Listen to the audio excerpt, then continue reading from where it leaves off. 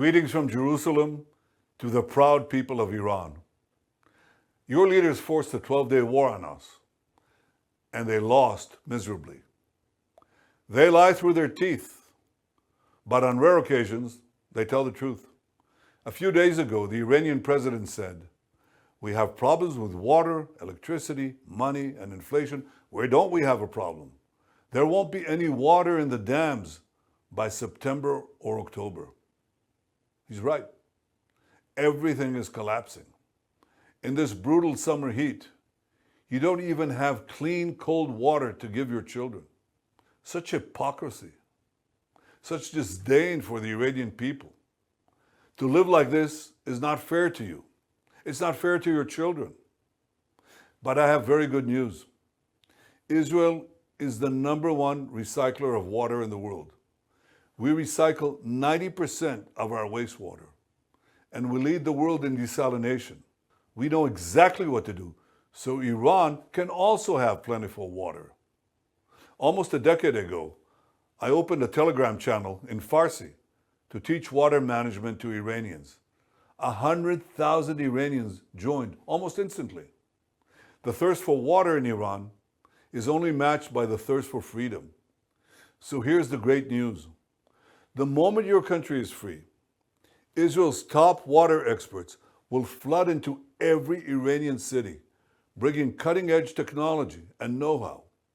We will help Iran recycle water, we'll help Iran desalinate water. And what would that look like? Just imagine water skiing again in the Karaj Dam with your families. Imagine walking hand in hand with your partner next to the bountiful river in Farachzad, which is now completely dried up. Imagine the parched trees in Yavaran and Darband getting as much plentiful water as the trees in IRGC strongholds. Imagine restoring the once stunning Urmia Lake in the northwest of Iran. Well, all this is not a dream. This can be your reality. But instead of making this a reality, your dictators impose tyranny and poverty upon you, just as they impose war on us. For 46 years, you've been denied the most basic human rights, the right to express yourself freely, to write, speak, sing, whatever you please.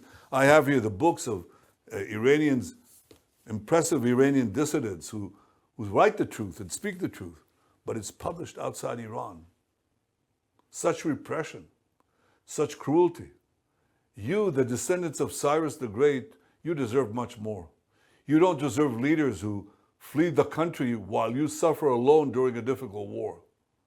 Neda and Navid could have brought Iran glory and gold. Instead, they are killed and banished. So much money has been burned to hell. The tyrants of Tehran preferred sending hundreds of billions of dollars, not to you, to Hamas, to Hezbollah, to the Houthis, instead of funding your hospitals, your schools, and your roads. It doesn't have to be this way. I urge you to be bold and brave, to dare to dream. Take risks for freedom, for your future, for your families. It's worth it. Take to the streets, demand justice, demand accountability, protest tyranny. Build a better future for your families and for all Iranians. Do not let these fanatic mullahs ruin your lives for a minute longer.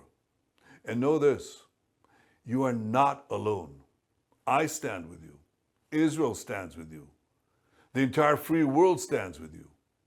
The tyrants of Tehran, so cruel, so callous, so cowardly, they won't last long. You know that. History will record that. Soon your country will be free. Water will be plentiful. Your economy will recover and thrive. Your children will be joyous and carefree again. As our founding father, Theodor Herzl, said of the Jewish state, if you will it, it is no dream. And I say to you, if you will it, a free Iran is no dream. Now is the time for action. Now is the time to fight for freedom. Iran bariye Irani. اون منطقه اروپا منطقه پربارشی است، یعنی متوسط بالای 1500 میلیمتر بارندگی دارن، نیاز هم ندارن. این شبکه ها و اینها رو نیاز ندارن، چون آبیاری طبیعی میشه اونجا. اما اومدن با تجهیزاتی که دارن ابرها رو تخلیه کردن. شما میدونید جریان حرکت ابرها از غرب به شرق، یعنی میاد از روی اقیانوس شکل میگیره، میاد روی مدیترانه، هوا تغییرات درش اتفاق میفته، میاد عبور میکنه از ایران و میره به سمت شرق. اکثر ظرفیت ابرها رو تخلیه کردن. دیدید در اخبار بارندگی های کم سابقه یا بی سابقه چقدر برف اومد در اروپا و تمام پاییز ما خشک بودیم. یه آقایی که سیاستمداره، رشته تحصیلیش هم رشته آب و عمران و اینها نیست، 7-8 ماه پیش یه مقاله‌ای نوشته بود درباره بحران آب در 30 سال آینده و یه نقشه از دنیا، یه مناطقی رو گفته بود خشک میشن اینا. ترکیه به این ور، از ترکیه به سمت ما و به سمت شرق. درست این محدوده‌ای که اونها ازش میترسن به خاطر تمدن سازی و فرهنگ آفرینی، اینا رو کشته بود خشک. جلسه بودیم، کسی مطرح کرد که آقا بحران آب هست و این آقا هم مقاله نوشته. بعد این آقا که اصلا کارش این نیست، تخصصش آب و هواشناسی و نم هیدرولوژی و اینا نیست، که این چطور همچین تشخیصی داده. اخباری داشتیم که در اروپا دارن این کار رو میکنن، یعنی دارن ابرها رو تخلیه میکنن که به سمت ما نرسه. بعد بررسی هایی هم کردم، یقینی شد برام که اون حرفی که اون آقا زده است یه پیشبینی علمی نیست، خبر از یک حادثه است که طراحی شده است.